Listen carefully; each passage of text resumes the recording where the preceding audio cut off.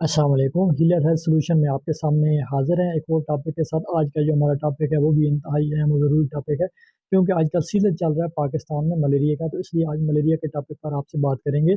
लेकिन उससे पहले आपसे रिक्वेस्ट है कि अगर आप मेरे चैनल पर नए हैं तो इसे लाइक शेयर और सब्सक्राइब ज़रूर करें, ताकि मेरी हौसला अफजाई से हो सके। तो नाज़रीन, चलते हैं आपका टाइम ज़ाया किए बगैर आज के टॉपिक पर। आज का जो हमारा टॉपिक है वो है मलेरिया।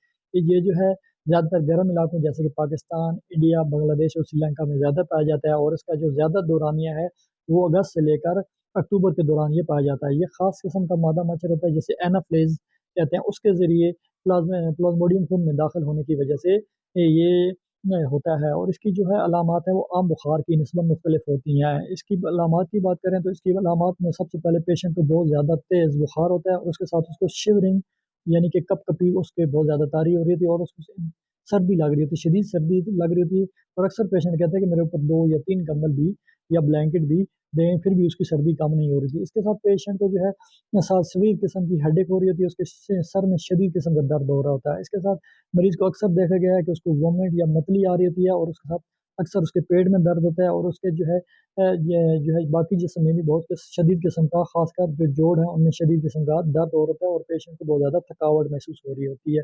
ये है इसकी अलामत। अगर ये आप में अलामत पाई जा रही हैं या आपके किसी अजीज़ में पाई जा रही हैं, तो आप फ़ौरन अपने किसी मुस्तनद मुआलिज के पास जाकर अपने जो है टेस्ट करा के अपना इलाज करा सकते हैं।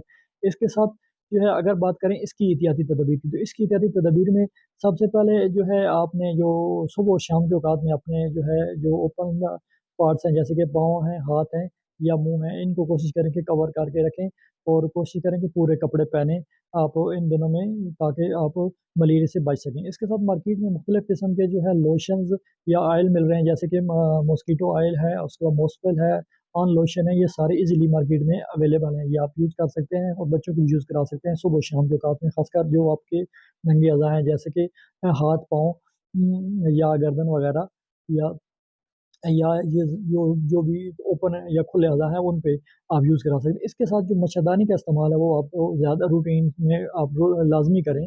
यानी कि जो मलेरिया का सीज़न होता है अगस्त से लेकर अक्टूबर के दौरान आप कोशिश करें कि आप मच्छरदानी का इस्तेमाल ज़्यादा से ज़्यादा करें, ताकि आप इससे बच सकें। इसके बाद अगर हम जो है बात करें इसके इलाज की, तो इसके इलाज में मार्केट से जो है ये बेसिकली जो है ख़ास किस्म का मादा एनाफ्लेज के जिस्म में खून दाखिल करने की वजह से होता है।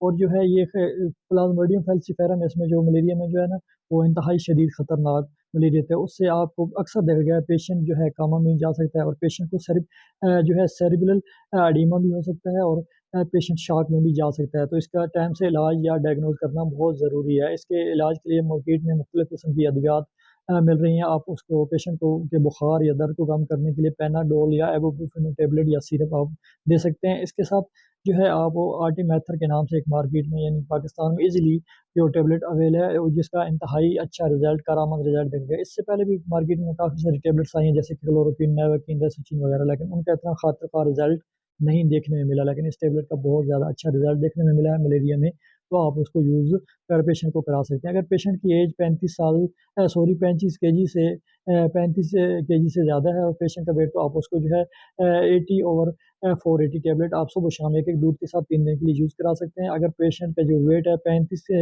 केजी से 25 केजी के दरमियान है, तो आप उसको 40/240 जो है टेबलेट वो सुबह शाम एक-एक दूध के साथ 3 दिन के लिए यूज़ करा सकते हैं। अगर पेशेंट की जो वज़न है वो 25 केजी से कम है, तो आपको उसको सस्पेंशन में सिरप से आर्टेम डीएस या एर्टिमेथर के नाम से जो सिरप मार्केट में आ रहे हैं वो आप यूज़ करा सकते हैं। और साथ आप जो है उसकी डाइट का ख्याल रखें, उसको विटामिन सी का ज़्यादा यूज़ कराएँ। विटामिन सी ज़्यादातर माल्टे, किन्नू, संतरे वगैरह में ज़्यादा होता है। साथ उसको नींबू पानी का आप ज़्यादा इस्तेमाल करा सकते हैं। इससे भी मलेरिया के जो है पेशेंट्स हैं उनको काफ़ी रिलीफ़ मिलता है, क्योंकि उनकी बहुत ज़्यादा वीकनेस हो जाती है और उनको नमकियात की कमी हो जाती है। तो ये जो आप एहतियातें करें तो आप इससे भी इंशाल्लाह पेशेंट को जल्दी रिकवर कर सकते हैं। उम्मीद करता हूँ आपको मेरी आज की वीडियो अच्छी लगी होगी। अगर ये वीडियो अच्छी लगे तो इसे लाइक, शेयर और सब्सक्राइब ज़रूर करें। भाई को दें इजाज़त, भाई को दुआ में याद रखिएगा। तो नेक्स्ट मिलते हैं किसी और टॉपिक के साथ। अल्लाह हाफ़िज़।